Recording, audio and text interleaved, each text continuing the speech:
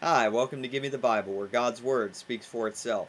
In continuing our discussion of apologetics, we've noted the fact that both the Old and the New Testament have been preserved well throughout the years in their original languages, and so the copies that we have can be trusted, that they have been preserved from their original form. Also, we talked about the fact that the Old Testament and the New Testament are both historically accurate.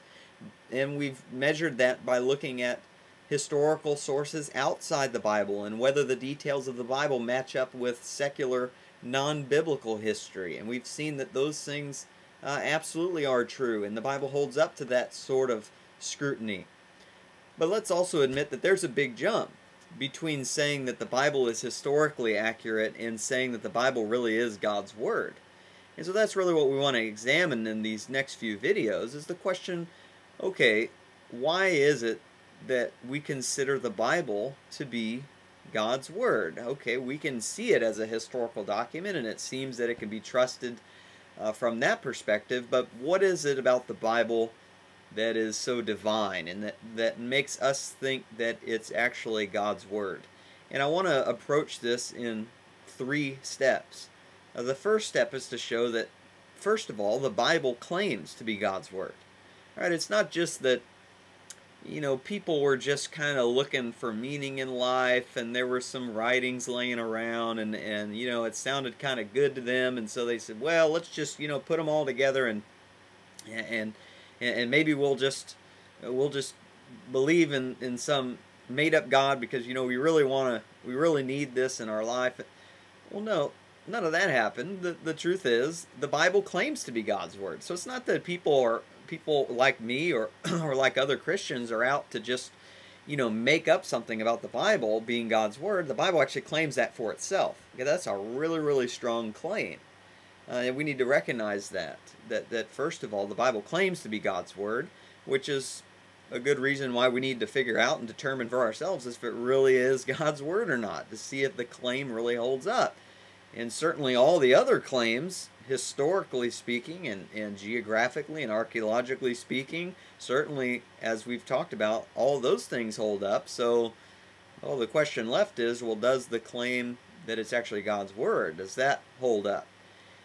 And that leads to the next 2 steps. The second step would be to show the fulfilled prophecy in the Bible, that there were things written in the Old Testament hundreds and hundreds and hundreds of years before their actual fulfillment, and yet the things that were written all those hundreds of years ago actually came to pass.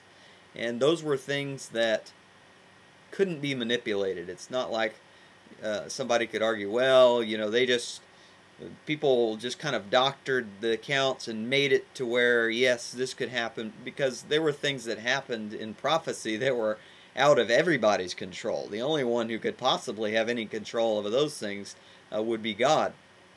And a lot of those have to do with Jesus Christ. In fact, I've got a book right here that was published, kind of an old book. It's like 1973, and it was written by a man named Lockyer, but Zondervan put it out.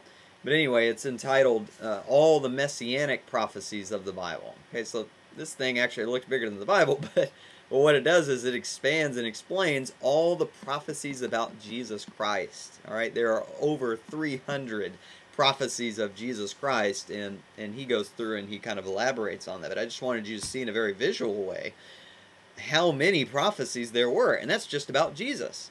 There were also prophecies about kingdoms that would come and specific rulers who would rule on the throne of those kingdoms and what those kings would do once they became rulers, things that nobody could possibly know hundreds of years in advance before they ever came to power.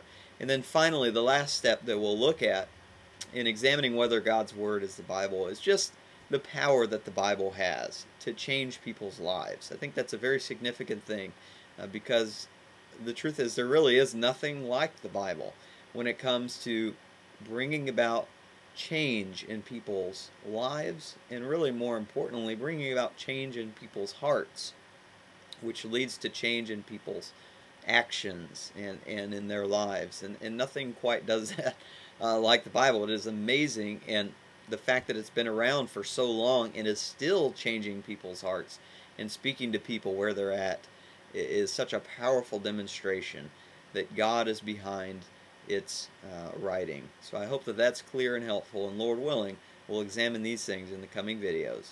Thank you very much. I'll see you in the next video.